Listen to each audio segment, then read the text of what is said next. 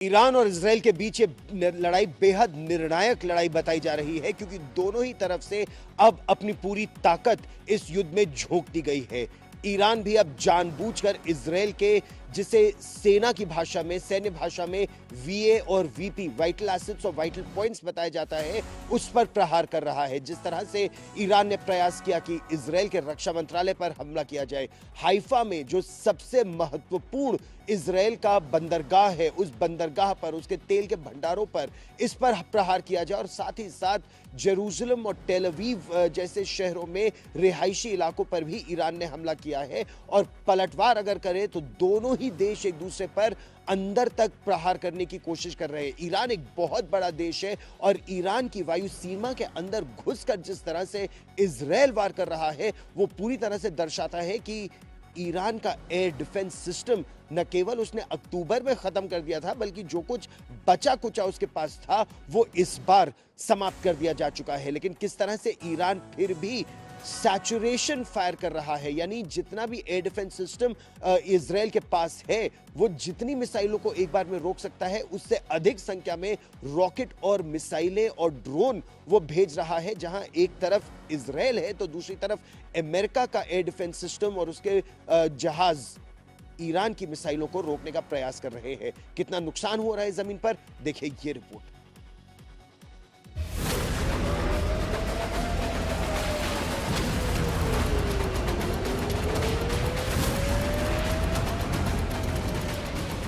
Iran के top कमांडरों की उम्र कुछ दिनों या कुछ घंटों तक सीमित हो रही है।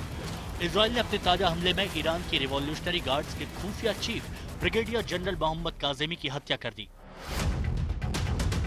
काज़ेमी के डिप्टी हसन मोहागेग और एक अन्य वरिष्ठ IRGC कमांडर मोहसन बाकेरी की भी उसी हमले में हत्या हो गई। इस जंग से ये साफ हो गया है कि जहां ईरान की मिसाइल इजराइल पर कहर ढा रही है, वहीं इजरायली वायुसेना की पहुंच भी बहुत दूर तक है। ईरान के साथ जंग में इजरायली सेना ने अपनी धरती से 2300 किलोमीटर दूर ईरान के उस शहर में तबाही मचाने का दावा किया, जहां ईरान के सुप्रीम लीडर खामेनेई के भी छिपे होने की अटकलें हैं। इजरायली वायुसेना के विमानों ने ईरान के मशहद एयरपोर्ट पर उस समय हमला किया जब ईरान का एक विमान ईंधन ला रहा था।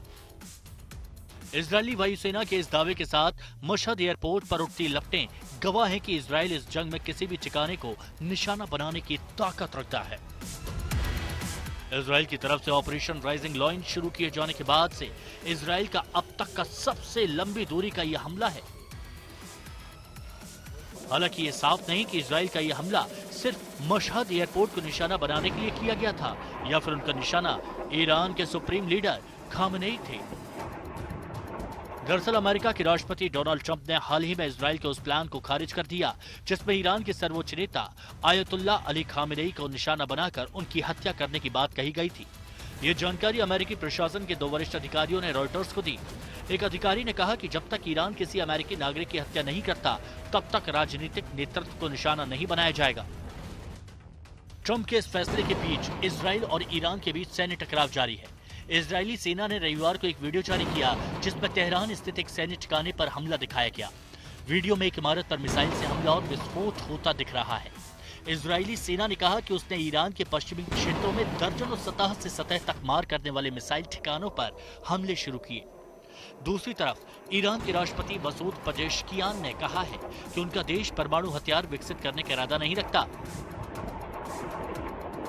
उन्होंने कहा कि ईरान परमाणु ऊर्जा और अनुसंधान के अपने अधिकार का इस्तेमाल करता रहेगा और सर्वोच्च नेता आयतुल्ला खामेनेई पहले ही परमाणु हथियारों के खिलाफ फतवा यानी धार्मिक आदेश दे चुके हैं।